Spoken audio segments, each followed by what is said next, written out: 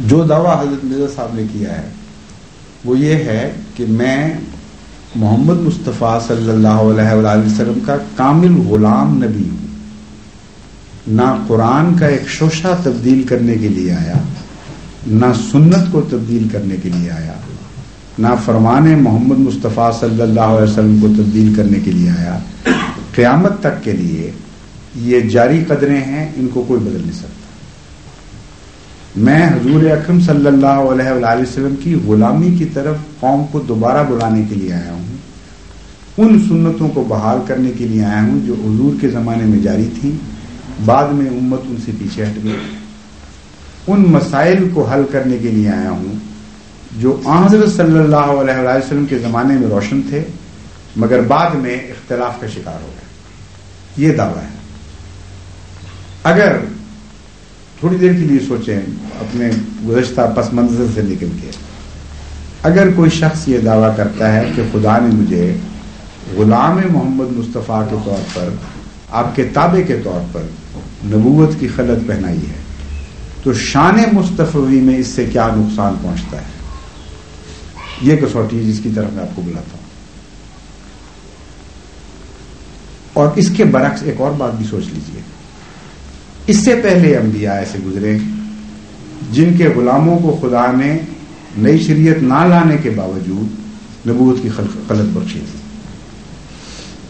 اگر موسیٰ یہ دعویٰ کرے، نعوذ باللہ من ذالک، میں مثال کے طور پر سمجھانے کی خاطر کہہ رہا ہوں کہ دیکھو میں افضل ہوں، قیامت کے دن جب میرے غلام کھڑے ہوں گے تو میرے غلاموں کے صف میں چوٹی کے انبیاء بھی ہوں گے،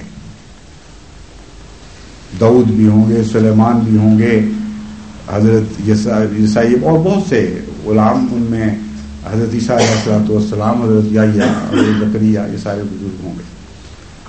اور جب حضرت محمد مصطفیٰ صلی اللہ علیہ وسلم کھڑے ہوں گے تو آپ کے پیچھے آپ کا نائب نبی بھی کوئی نہیں ہوگا. اگر یہ کہا جائے تو کون سی دلیل ہے جس کے ذریعے ہم اس دعوی فضیلت کو رد کر سکتے ہیں؟ اور حکمت کیا ہے اس میں؟ کیوں خدا غلام محمد مصطفیٰ صلی اللہ علیہ وآلہ وسلم کو ایک عظیم اصلاح کے لیے نبوت کا لقب نہ عطا فرمائے؟ یہ ہے تو میں عرض کر رہا تھا کہ یہ حضرت مرزا صاحب کا دعویٰ یہ ہے کہ میں ایک غلام نبی کے طور پر آیا ہوں. اور نبی کیوں مجھے کہا گیا میں دلیل بعد میں دوں گا.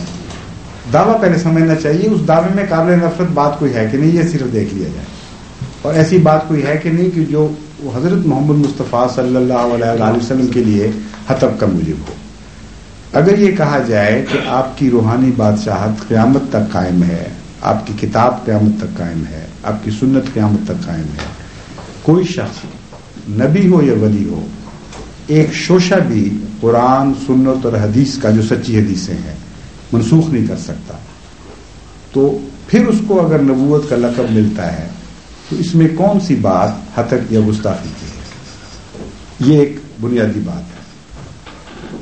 قرآن کی روح سے مل سکتا ہے یا نہیں، یہ بات کی بات ہے، لیکن میں اس وقت یہ عرض کرنا چاہتا ہوں کہ جہاں تک محبت حضور اکرم صلی اللہ علیہ وسلم کا تعلق ہے، یہ بات محبت کے منافی کوئی نہیں.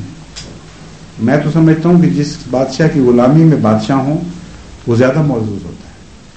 اسی لیے حضور صلی اللہ علیہ وآلہ وسلم نے اپنی امت کے علماء ربانی کے متعلق یہ فرمایا، علماؤہم کا انبیاء بنی اسرائیل. علماء امتی، میری امت کے علماء بنی اسرائیل کے انبیاء کے برابر مرتبہ رکھتے ہیں. اتنی بڑی شان کر دی ہے آپ نے.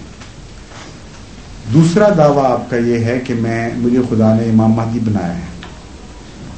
اب امام مہدی بنانے میں تو کوئی حد تک ویسی سوال نہیں پیدا ہوتا.